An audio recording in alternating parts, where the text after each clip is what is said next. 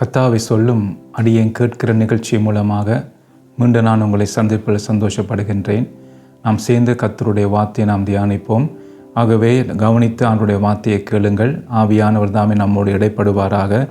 அநேக காரியங்களை குறித்து பரிசுத்த ஆவியானோட உதவியோடு நாம் பல காரியத்தை நாம் கற்றுக்கொண்டு வருகிறோம். அதான் நான் கடந்த முறை நாங்கள் பார்க்க ஆரம்பித்திருக்கிறோம். இந்த ஓட்டத்தை நான் ஓடி முடிப்பதற்கு எப்படி ஓட வேண்டும் என்று சொல்லி தான் நாம் பார்த்து கொண்டு வரோம். ரெண்டாவது நாங்கள் பார்த்தோம் என்னென்றா இச்சை அடக்கமுள்ளவனாய் ஓட வேண்டும் என்று சொல்லி நாங்கள் பார்த்தோம். அப்போ அதில் பல காரியத்தை நாம் கற்றுக்கொண்டோம். பாருங்கள், இச்சை அடக்கமுள்ளவனாய் ஓட வேண்டும் என்று சொல்லி, மற்றது பரிசுத்த ஆவியானவர் 3 காரியங்களினாலே நம்மை உணர்த்துவார் என்று சொல்லி, தன் பாவத்தை குறித்து, நீதியை குறித்து, நியாய தீர்ப்பை குறித்து நமக்கு உணர்த்துவார் என்று சொல்லி நாங்கள் பார்த்தோம்.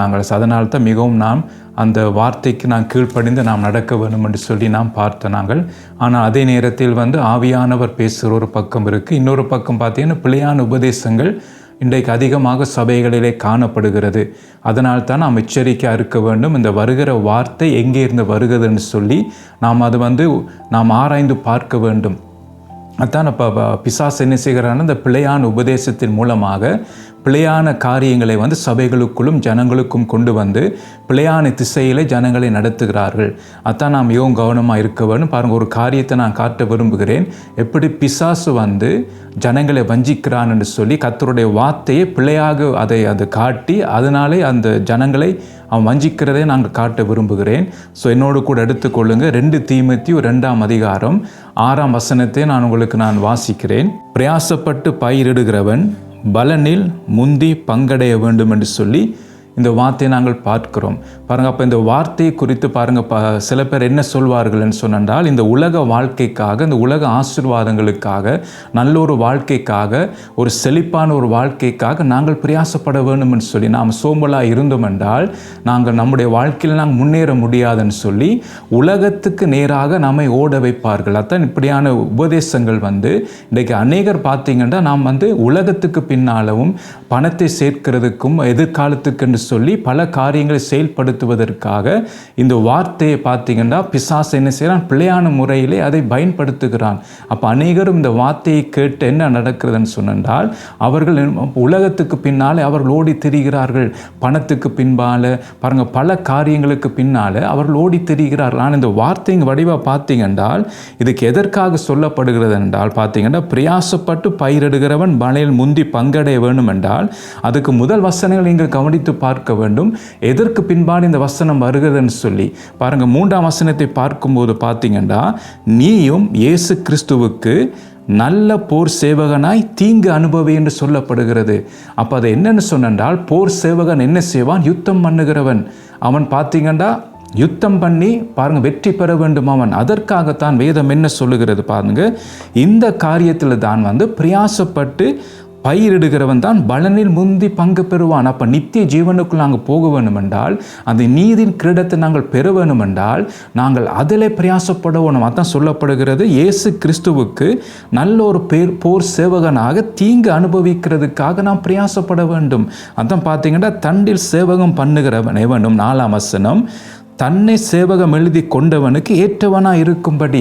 அப்போ ஒரு காரியத்துக்கு பார்த்தீங்கன்னா அவர்கள் நியமிக்கும் போது அந்த நியமித்த அந்த நபருக்கு இவர்கள் உண்மை உள்ளவர்களாக இருப்பார்கள். பாருங்கள், ஒரு போர் சேவகரை கவனித்து பார்த்தீங்கன்றால் ஒரு காரியத்தை அவர்கள் பொறுப்பு கொடுத்தால் அந்த கொடுத்த பொறுப்பில் அவர்கள் உண்மையாக இருப்பார்கள். அதற்கு தங்களுடைய முழு பலத்தையும் கொடுப்பார்கள்.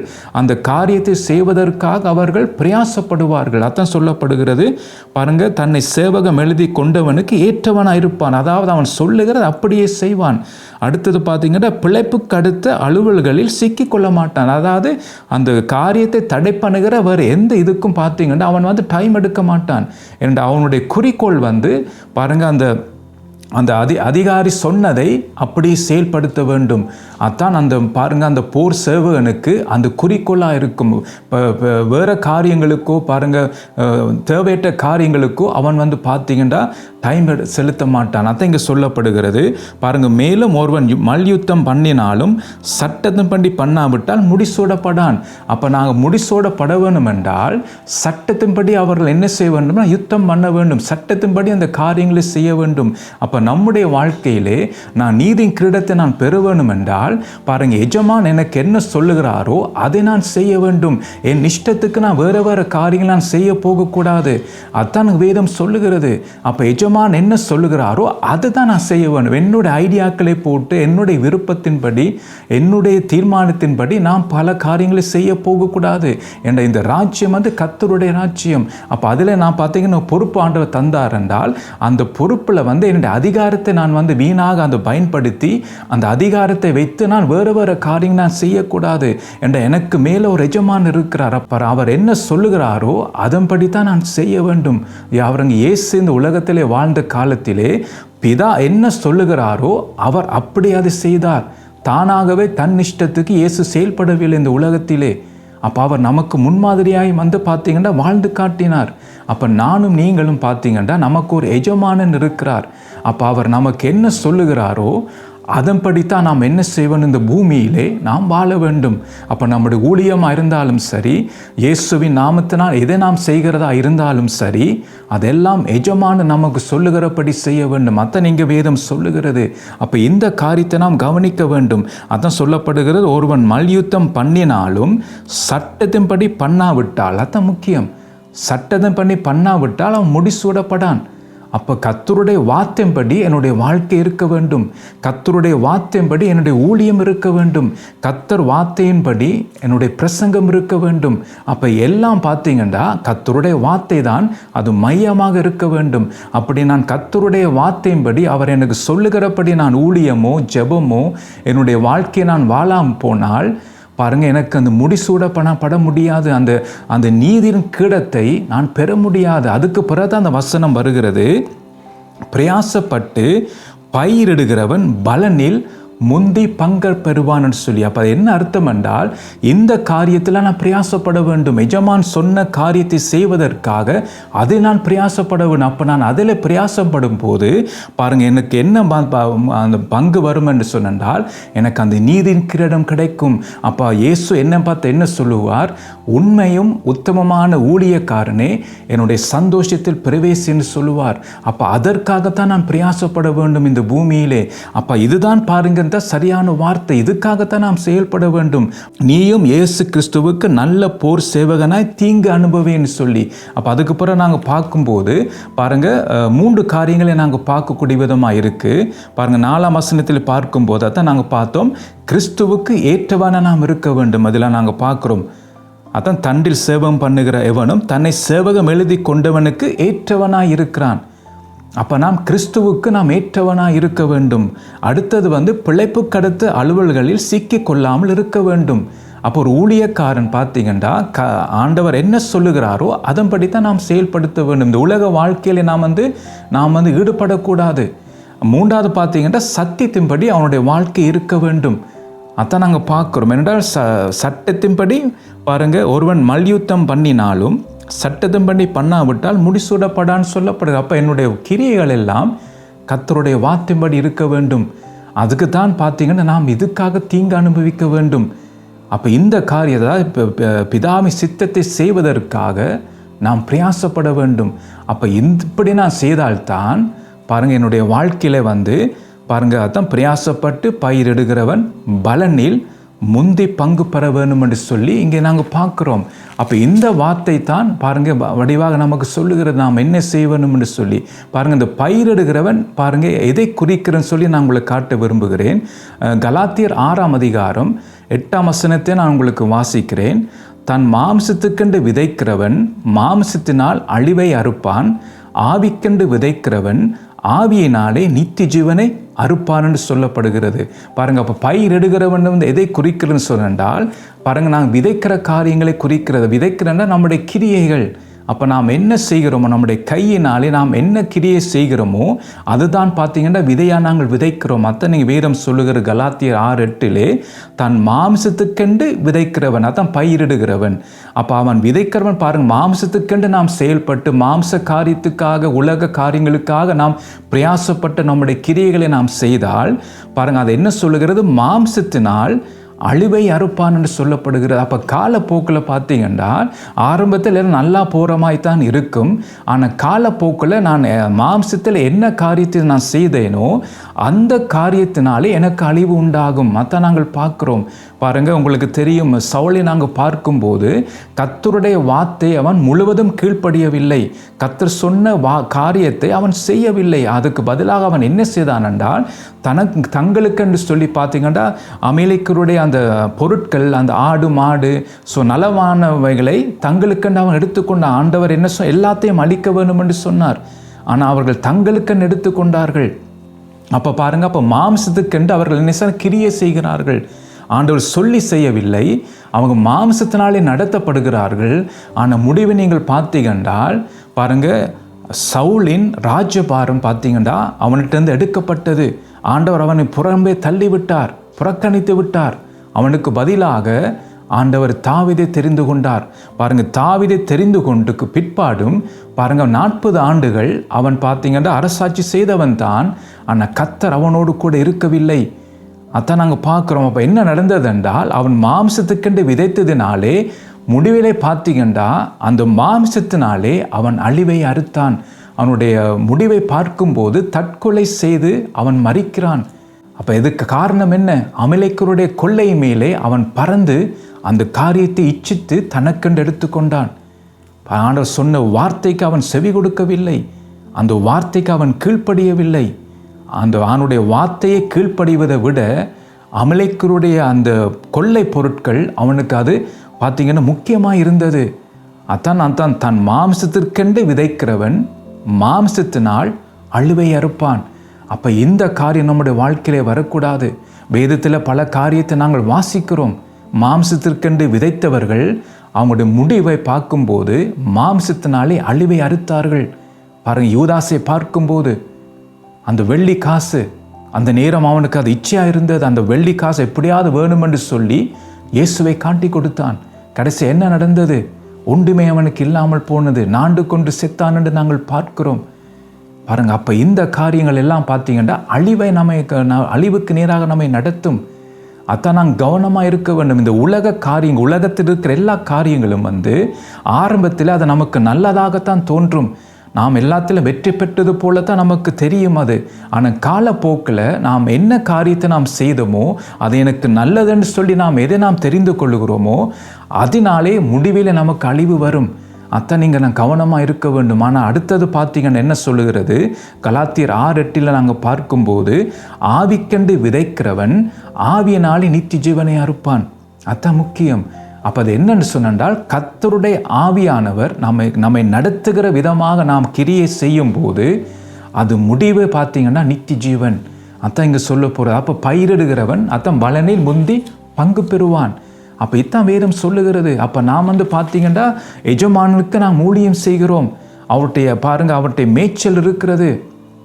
அந்த மேய்ச்சலை நாம் என்ன செய்ய வேண்டும் என்றால் அதை நாம் அறுக்க வேண்டும்.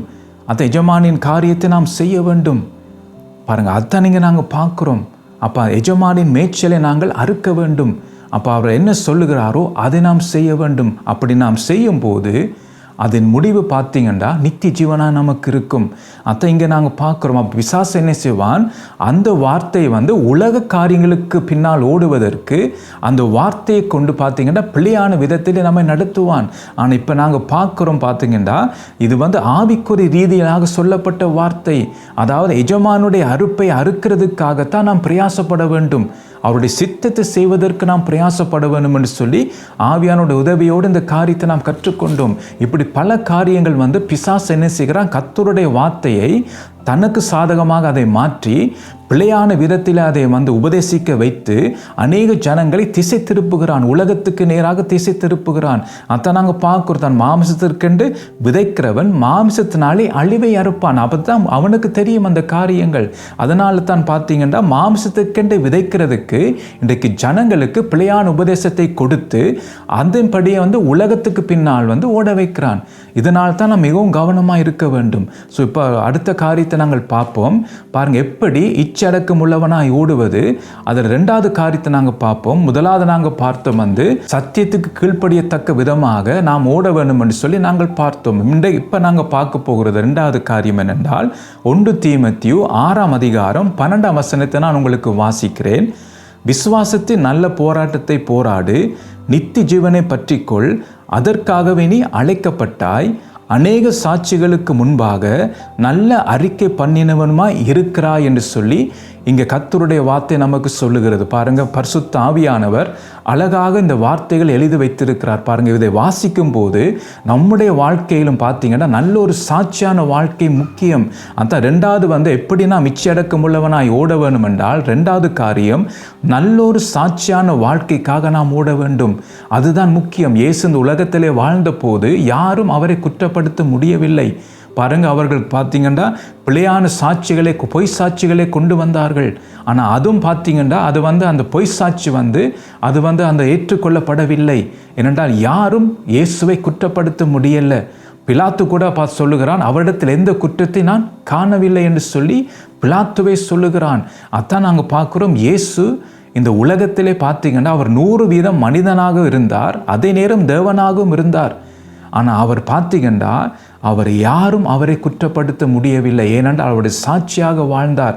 அதை நாங்கள் பார்க்குறோம். அப்போ ரட்சிக்கப்பட்ட ஒவ்வொருடைய வாழ்க்கையிலே சாட்சி முக்கியம். அதான் ஆண்டவர் சொல்லுகிறார், நீங்கள் எனக்கு சாட்சிகளாக இருப்பீர்கள் என்று சொல்லி. அப்போ நானும் நீங்களும் இந்த சாட்சியான வாழ்க்கைக்காகத்தான் நாம் ஓட வேண்டும். என் வாழ்க்கை மூலமாக தேவனுடைய நாமம் மகிமைப்பட வேண்டும். என்னுடைய வாழ்க்கை மூலமாக தேவனுடைய நாமம் பரிசுத்தப்பட வேண்டும். அப்போ அதற்காகத்தான் நாம் பிரயாசப்பட வேண்டும். நாம் சாட்சியாக வாழ வேண்டும். ஏனென்றால் என்னுடைய சாட்சியான வாழ்க்கையைத்தான் மற்றவர்களை கிறிஸ்துவண்டிலே நடத்தும். பன்னெண்டுக்கு நாம் சுவிசேஷம் சொல்லுகிறோம், போய் துண்டு பிரதிகளை நாம் கொடுக்கிறோம்.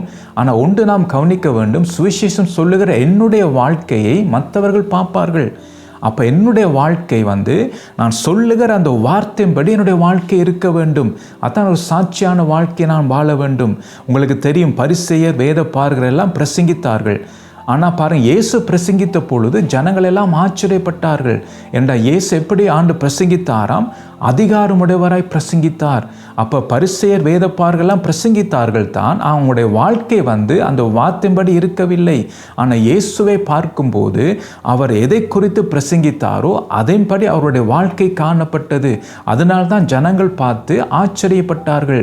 ஏனென்றால் பரிசேயர் வேதப்பார்களுடைய வாழ்க்கையை இவர்கள் பார்க்கிறார்கள், அந்த சொல்லுகிற வார்த்தையின்படி எங்களுடைய வாழ்க்கை இருக்கவில்லை. அதனால் அவர்கள் ஆச்சரியப்படவில்லை. ஆனால் இயேசுடைய வாழ்க்கையை பார்க்கும்போது அந்த வார்த்தையின்படி அவருடைய வாழ்க்கை இருந்தது. அதனால் தான் பார்த்தீங்கன்னா என்னுடைய சாட்சி முக்கியம். அப்போ என்னுடைய சாட்சி எங்கே ஆரம்பிக்க வேண்டும் என்றால் பாருங்க, முதல்ல அது குடும்பத்திலே ஆரம்பிக்கப்பட வேண்டும். அப்போ சாட்சியான வாழ்க்கை மிக மிக முக்கியம் நம்முடைய வாழ்க்கையிலே. பாருங்க, ஒரு வசனத்தை உங்களுக்கு நான் வாசிக்க விரும்புகிறேன். 1 கொரிந்தியர் 8ஆம் அதிகாரம் 10-12 உள்ள வசனங்களை நான் வாசிக்கிறேன். எப்படி எனில், அறிவுள்ளவனாகி உன்னை விக்கிர கோவிலிலே பந்திருக்கு ஒருவன் கண்டால் பலவீனனாய் இருக்கிற அவனுடைய மனசாட்சி விக்கிரங்களுக்கு படைக்கப்பட்டவைகளை புசிப்பதற்கு துணிந்து கொள்ளும் அல்லவா? பலவீனமுள்ள சகோதரன் உன் அறிவி நிமித்தம் கெட்டு போகலாமா? அவனுக்காக கிறிஸ்து மரித்தாரே. இப்படி சகோதரருக்கு விரோதமாய் பாவம் செய்து பலவீனமுள்ள அவளுடைய மனசாட்சியை புண்படுத்துகிறதுனாலே நீங்கள் கிறிஸ்துவுக்கு விரோதமாய் பாவம் செய்கிறீர்கள் என்று சொல்லி இங்கே சொல்லப்படுகிறது. அப்போ பார்த்து என்னுடைய நடக்கையினாலே, என்னுடைய கிரிகளினாலே, என்னுடைய பேச்சினாலே ஒரு சகோதரன் அவன் இடறுவானாய் இருந்தால், அவன் பின்வாங்கி போவனாய் இருந்தால், பாருங்க வேதம் என்ன சொல்லுகிறது என்றால், நீங்கள் கிறிஸ்துவுக்கு விரோதமாய் பாவம் செய்கிறீர்கள். பாருங்க, அப்போ இதுவும் பாவம் செய்கிறோம். அப்போ என்னுடைய சாட்சியற்ற வாழ்க்கையினாலே பார்த்தீங்கன்னா அவர் மற்றவர்கள் என்னை பார்க்கும்போது, நான் சாட்சியாக இல்லாமல் இருக்கும்போது, அது அவர்கள் இடரலாய் வரும்போது பாருங்கள் அது என்ன நடக்கும் என்றால், நான் இயேசுவுக்கு விரோதமாய் நான் பாவம் செய்கிறேன். அதனால தான் நம்முடைய வாழ்க்கையில் சாட்சி முக்கியம். நம்முடைய சாட்சி நாம் காத்துக்கொள்ள வேண்டும். இன்றைக்கு நாம் ஊழியம் செய்கிறோம், நான் பார்த்தீங்கன்னா ஜெபம் பண்ணுகிறோம், வேதத்தை வாசிக்கிறோம், கிறிஸ்தவனாக பல காரியத்தை நாம் செய்கிறோம். ஆனால் நம்முடைய சாட்சி எப்படி இருக்கிறது? நம்முடைய வேலை ஸ்தலத்தில் எப்படி நாம் சாட்சியாக இருக்கிறோம்? உலகத்தாருக்கு முன்பாக நம்முடைய பேச்சு எப்படி இருக்கிறது? மற்றவர்கள் பார்க்கத்தக்க விதமாக நம்முடைய வாழ்க்கை எப்படி இருக்கிறது? அவர்கள் எங்களை பார்க்கும்போது கிறிஸ்துவை பார்க்கக்கூடிய விதமாக இருக்கிறதா? பாருங்கள். அப்போ அதெல்லாம் அவர்கள் பார்ப்பார்கள், உலகத்தார் அதெல்லாம் கவனிக்கிறார்கள். பாருங்கள், அப்போ ஸ்கூலுகளுக்கு போகும்போது, வேலை ஸ்தலங்களுக்கு போகும்போது, பாருங்கள், உலக மக்கள் மத்தியில் நாங்கள் பழகும்போது நம்முடைய சாட்சி எப்படி இருக்கிறது, எப்படியான சாட்சியான நாங்கள் வாழ்க்கையை நாங்கள் வாழ்கிறோம், எப்படி நம்முடைய வாழ்க்கை காணப்படுகிறது. அப்போ அதனால் தான் மிக முக்கியம் நாம் சாட்சியான ஒரு வாழ்க்கையை நாம் வாழ வேண்டும் என்று சொல்லி கர்த்தர் நம்மிடத்தில் எதிர்பார்க்கிறார். அதான் வேதத்தை நாங்கள் பார்க்குறோம். பாருங்கள், ஒரு வசனத்தை நான் வாசிக்க விரும்புகிறேன். அப்போஸ்தலர் 1:8 நான் வாசிக்கிறேன். பரிசுத்த ஆவி உங்களிடத்தில் வரும்போது நீங்கள் பலனடைந்து எருசலேமிலும் யூதேயா முழுவதிலும் சமாரியாவிலும் பூமியின் கடைசி பரியந்தமும் எனக்கு சாட்சிகளாக இருப்பீர்கள் என்று சொல்லி இங்கே நாங்கள் வாசிக்கிறோம். நமக்கு தெரிஞ்ச வசனம்தான், ஆனால் அதை குறித்து நாம் சீரியஸாக எடுப்பதில்லை.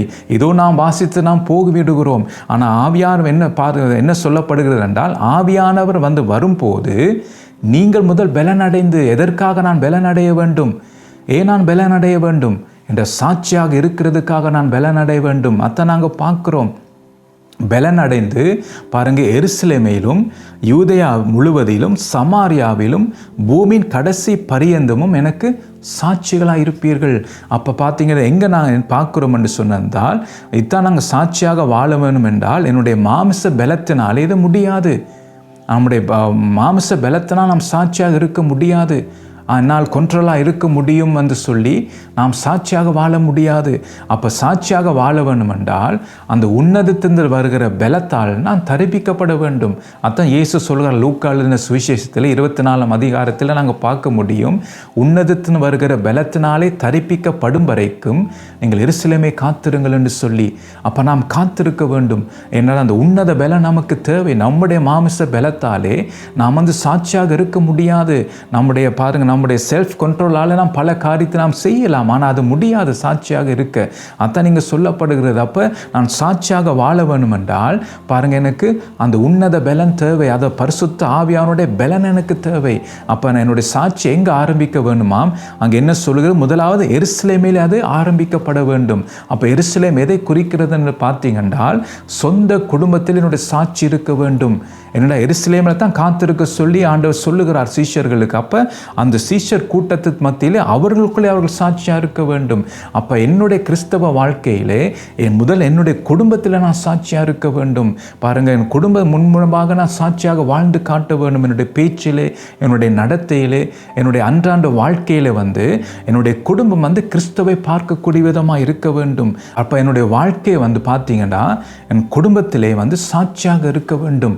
அதான் முக்கியம். பாருங்கள், இயேசுடைய வாழ்க்கை நாங்கள் பார்க்கும்போது பாருங்கள், இயேசுவும் பார்த்தீங்கன்னா அவர் குடும்பத்தில் அவர் சாட்சியாக இருந்தார். பாருங்கள், லூக்கா எழுதின சுவிசேஷம் 2:51 நான் வாசிக்கிறேன். பின்பு அவர் அவர்களுடனே கூட போய் நாசரேத் ஊரில் சேர்ந்து அவர்களுக்கு கீழ்ப்படிந்திருந்தார்.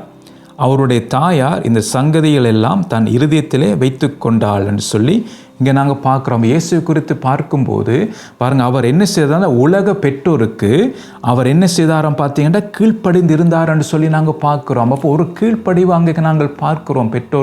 பெற்றோருக்கு இயேசு கீழ்ப்படிந்தார். இன்னொரு காரியத்தை நாங்கள் பார்க்கும்போது பாருங்கள், மத்தேயு எழுதின சுவிசேஷம் 13 55-56 உள்ள வசனங்களை பார்க்கும்போது பாருங்கள், அவருக்கு அநேக சகோதர சகோதரிகள் இருந்தார்கள் சொல்லி அந்த வசனத்தை நாங்கள் பார்க்கிறோம்.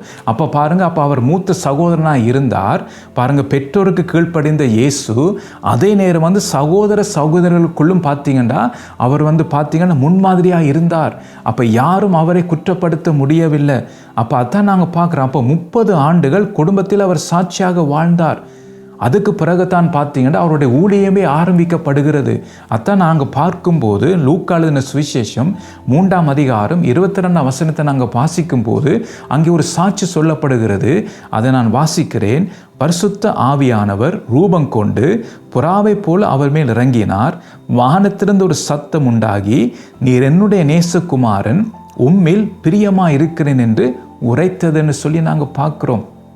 பாருங்க, அப்போ அங்கே பிதா என்ன சாட்சி கொடுக்கிறார் பார்த்தீங்கன்னா, நீர் என்னுடைய நேசகுமாரன், உம்மில் பிரியமாக இருக்கிறேன். அப்போ இயேசு இந்த உலகத்தில் என்ன செய்தார்? ஊழியமே ஆரம்பிக்கவில்லை. பாருங்கள், ஒன்றுமே அவர் செய்யவில்லை. ஆனால் அவர் என்ன செய்தார்? அவருடைய குடும்ப வாழ்க்கையில், அதாவது பெற்றோரோடு இருக்கும்போது, சகோதரோடு இருக்கும்போது அவர் குடும்பத்தில் அவர் சாட்சியாக இருந்தார். அப்போ அவருடைய ஊழியம் அங்கே ஆரம்பிக்கப்படுகிறது. அப்போ அதான் எருசலேமிலே அதான் நாங்கள் பார்க்குறோம், குடும்பத்திலே சாட்சி முக்கியம்.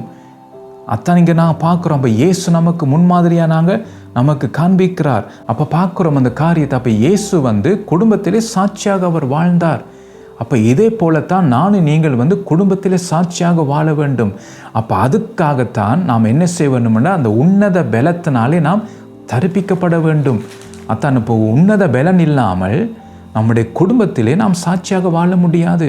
அநேகருடைய சாட்சி குடும்பத்தினர்கிட்ட கேட்டால் சொல்லுவார்கள் அவங்களுடைய சாட்சி. சபையிலே மற்றவர்களை பார்க்கும்போது பார்த்தீங்கன்னா நல்ல விதமாக காண்பிப்பார்கள் தங்களை. ஆனால் அவங்களுடைய ஒரிஜினல் பார்த்தீங்கன்னா காரியங்கள் அவங்களுடைய சுவாபங்கள் அது குடும்பத்தில் தான் பார்க்க தெரியும். அப்போ குடும்பத்தினரை கேட்டால் அவர்கள் சாட்சி கொடுப்பார்கள், இந்த நபர் எப்படிப்பட்டவர் என்று சொல்லி. ரெண்டாவது பார்த்தீங்கன்னா அவர் எங்கேயா சொல்லுகிறார், யூதேயாவிலே நாம் சாட்சியாக இருக்க வேண்டும். அப்போ இந்த காரியம் யூதேயா எதை குறிக்கிறன்னு பார்த்தீங்கன்னா சபையிலே நாங்கள் சபையிலே நாம் சாட்சியாக இருக்க வேண்டும். சபை காரியங்களை நாங்கள் பார்க்கும்போது ஊழியர்கள் மத்தியிலே, விசுவாசிகள் மத்தியிலே, அப்போ சபை மக்கள் மத்தியிலே பார்த்தீங்கன்னா கிறிஸ்தவர்கள் மத்தியிலே நாம் என்ன செய்ய வேண்டும் என்றால் சாட்சியாக நாம் வாழ வேண்டும். அதான் யூதேயாவை நாங்கள் பார்க்குறோம். அதில் 2 கொரிந்தியர் 6ஆம் அதிகாரம் 3ஆம் வசனத்தை வாசிக்கிறேன். இந்த ஊழியம் குற்றப்படாதபடிக்கு நாங்கள் யாதொன்றிலும் இடரல் உண்டாக்காமல் எவ்விதத்தினாலேயும் எங்களை தேவ ஊழியக்காரராக விளங்க பண்ணுகிறோம் என்று சொல்லி அங்கே பரிசுத்த ஆவியான் எழுதி வச்சிருக்கிறார் பாருங்க. அப்போ இந்த வசனத்தை நாங்கள் பார்க்கும்போது பாருங்க, இந்த ஊழியம் குற்றப்படாதபடிக்கு நாங்கள் யாதொன்றிலும் இடரல் உண்டாக்காமல். அப்போ இது என்ன நாங்கள் பார்க்குறோம்னா என்னுடைய வாழ்க்கையினாலே யாருக்கும் நான் இடரல் கொண்டு வரக்கூடாது. சபையிலே என்னுடைய விசுவாசிகள் மத்தியிலே, சகோதரர்கள் மத்தியிலே, நான் செய்கிற காரியங்களிலே யாருக்கும் இடரல் கொண்டு வரக்கூடாது. என்னால் தேவனுடைய நாமம் தூஷிக்கப்படக்கூடாது. அதை நான் கவனமாக இருக்க வேண்டும். அதான் சொல்லப்படுகிறது, இடரல் உண்டாக்காமல் எவ்விதத்தினாலேயும் எங்களை தேவ ஊழியக்காரராக விளங்க பண்ணுகிறோம். அப்போ நான் மற்றவர்களுக்கு முன்பாக நான் தேவனுடைய பிள்ளை என்பதை நான் விளங்க பண்ண வேண்டும். நான் தேவனுடைய ஊழியக்காரன் என்று சொல்லி நான் விளங்க பண்ண வேண்டும். அப்போ நம்முடைய சாட்சியை நாம் காத்துக்கொள்ள வேண்டும். அப்போ சபையில் ஒவ்வொருவரும் பார்த்தீங்கன்னா ஒரு சாட்சியான வாழ்க்கை வாழ வேண்டும். ஒவ்வொருவரும் அதில் அவங்க முக்கியமாக அவர்கள் அந்த காரியத்தை அவர்கள் செயல்படுத்த வேண்டும். அப்போ அதான் பார்க்குறோம். அப்போ இன்றைக்கு கர்த்தர் எதிர்பார்க்கிறபடி இன்றைக்கு சபைகளை பார்க்க முடியவில்லை. பாருங்கள், வசனத்தை நான் வாசிக்கிறேன், அப்போ தான் உங்கள் விளங்கிக் கொள்வீங்க. ஆகாய் 1ஆம் அதிகாரம் 4-6 வசனங்களை நான் வாசிக்கிறேன். பாருங்க, இந்த வீடு பாழாய் கிடக்கும் போது நீங்கள் மச்சு பாவப்பட்ட உங்கள் வீடுகளில் குடியிருக்கும்படியான காலம் இதுவோ? இப்போதும் சேனையில் கர்த்தர் சொல்லுகிறார், உங்கள் வழிகளை சிந்தித்து பாருங்கள். நீங்கள் திரளாய் விதைத்தும் கொஞ்சமாய் அறுத்து கொண்டு வருகிறீர்கள். நீங்கள் புசித்தும் திருப்தியாகவில்லை, குடித்தும் பரிபூர்ணம் அடையவில்லை. நீங்கள் வஸ்திரம் உடுத்தியும் ஒருவனுக்கும் குளிர்விடவில்லை. கூலியை சம்பாதிக்கிறவன் பொத்தலான் பையிலே போடுகிறவனாய் அதை சம்பாதிக்கிறான் என்று சொல்லி பாருங்க. ஏற்கனவே வசனத்தை நாங்கள் வாசிச்சிருக்கிறோம். அப்போ இதில் நாங்கள் என்ன பார்க்குறோம் என்றால் கர்த்தர் மனம் திரும்புவதற்கு நமக்கு சொல்லுகிறார். ஆனால் இன்றைக்கு சபை பார்த்தீங்கன்னா இன்றைக்கு ஒரு சாட்சி இல்லாத ஒரு வாழ்க்கை இன்றைக்கு சபையில் இருக்கிறபடினால் அவர்கள் எல்லாரும் தங்கள் இஷ்டத்தின்படி அவர்களுடைய வாழ்க்கையை வாழ்கிறார்கள். கர்த்தர் சொல்லுகிறபடி இன்றைக்கு சபையிலே பார்த்தீங்கன்னா ஒன்றும் காண முடியவில்லை. என்னவா இருந்தாலும் பார்த்தீங்கன்னா அவர்கள் தங்கள் இஷ்டத்துக்கு எல்லாத்தையும் செய்து கொண்டு இருக்கிறார்கள். அப்போ இங்கே நாங்கள் என்ன பார்க்கிறோம் என்றால் ஆண்டவர் என்ன சொல்ல, இப்போது சேனை கர்த்தர் சொல்லுகிறார், உங்கள் வழிகளை சிந்தித்து பாருங்கன்னு சொல்லி. அப்போ நம்முடைய வாழ்க்கை சாட்சியாக இருக்கிறதா? மற்றவர்களுக்கு முன்பாக நம்முடைய சாட்சி எப்படி இருக்கிறது? அப்போ அதான் வழியை சிந்தித்து பார்க்க வேணும் என்று சொல்லி சொல்லப்படுகிறது. பாருங்க, அப்போ இந்த கடைசி காலத்திலே சபை எப்படி இருக்க வேணும் என்று அங்கே ஆண்டவர் சொல்லுகிறார். எப்படி இருக்க வேணும் என்றால் பாருங்க, மீகா 4ஆம் அதிகாரம் 1-2 வசனங்களே நான் வாசிக்கிறேன். ஆனாலும் கடைசி நாட்களில் கர்த்தருடைய ஆலயமாகிய பர்வதங்களின் கொடுமுடியில் ஸ்தாபிக்கப்பட்டு மலைகளுக்கு மேலாக உயர்த்தப்பட்டிருக்கும். எல்லா ஜாதிகளும் அதனத்துக்கு ஓடி வருவார்கள். திரளான ஜாதிகள் புறப்பட்டு வந்து, நாம் கர்த்தரின் பர்வதற்கும் யாக்கோப்பின் தேவனுடைய ஆலயத்துக்கும் போவோம் வாருங்கள். அவர் தமது வழிகளை நமக்கு போதிப்பார், நாம் அவர் பாதைகளில் நடப்போம் என்பார்கள். ஏனெனில் சீயோனிலிருந்து வேதமும் எருசலேமிலிருந்து கர்த்தரின் வசனமும் வெளிப்படும் என்று சொல்லி இங்கே நாங்கள் பார்க்குறோம். அப்போ சபை எப்படி இருக்குன்னு பார்த்தீங்கன்னா பாருங்கள், அநேக ஜாதிகள் வந்து சபையை தேடி வரத்தக்க விதமாக இருக்க வேண்டும் தான் நாங்கள் பார்க்குறோம். அதை பார்த்தீங்கன்னா எல்லா ஜாதிகளும் அதனத்துக்கு ஓடி வருவார்கள். திரளான ஜாதிகள் புறப்பட்டு வந்து நாம் கர்த்தரின் பர்வதத்துக்கும் யாக்கோப்பின் தேவனுடைய ஆலயத்துக்கும் போவோம் வாருங்கள் என்று சொல்லி எல்லாரும் பார்த்தீங்கன்னா வாஞ்சியோடு தாகத்தோடு சபையை தேடி வர வேண்டும். இன்றைக்கு பாருங்கள், சபையை தேடி ஜனங்கள் வருகிறாளான்னு பாருங்க. என்ற சாட்சி சரியில்லை. அப்போ இன்றைக்கு சபையை தேடி ஜனங்கள் வரக்கூடிய விதமாக இன்றைக்கு சபையில் உள்ளவர்கள் சாட்சியாக இருக்க வேண்டும். அவங்களுடைய வாழ்க்கையை பார்த்தீங்கன்னா ஜனங்கள் திரண்டு வர வேண்டும். அதை நாங்கள் பார்க்குறோம். பாருங்கள், ஏன் ஜனங்கள் ஓடி வாரார்களாம்? ஏனெனில் சீயோனிலிருந்து வேதமும் எருசலேமிலிருந்து கர்த்தரின் வசனமும் வெளிப்படும். அப்போ சபையிலே கர்த்தருடைய வார்த்தை, அந்த வார்த்தைக்காக பாருங்கள் ஜனங்கள் திரண்டு வருவார்கள், அந்த வார்த்தைக்காக. அப்போ அப்படித்தான் இன்றைக்கு சபைகள் இருக்க வேண்டும் என்று சொல்லி இங்கே நாங்கள் பார்க்குறோம். அப்போ இந்த காரியம் மிக முக்கியம் நம்முடைய வாழ்க்கையிலே. ஆகவே இதை நாம் சிந்தித்து கொள்ள வேண்டும். அப்போ நம்முடைய சாட்சி முக்கியம். அதான் நான் பார்க்கும், எருசலேமின் போது ஆரம்பிக்க வேண்டும், யூதேயாவிலே பார்த்தீங்கன்னா தொடர்ந்து அது போக வேண்டும். மிச்ச காரியத்தை அடுத்த முறைக்கு நாம் தியானிப்போம். கர்த்தர் தாமே உங்களை ஆசீர்வதிப்பாராக.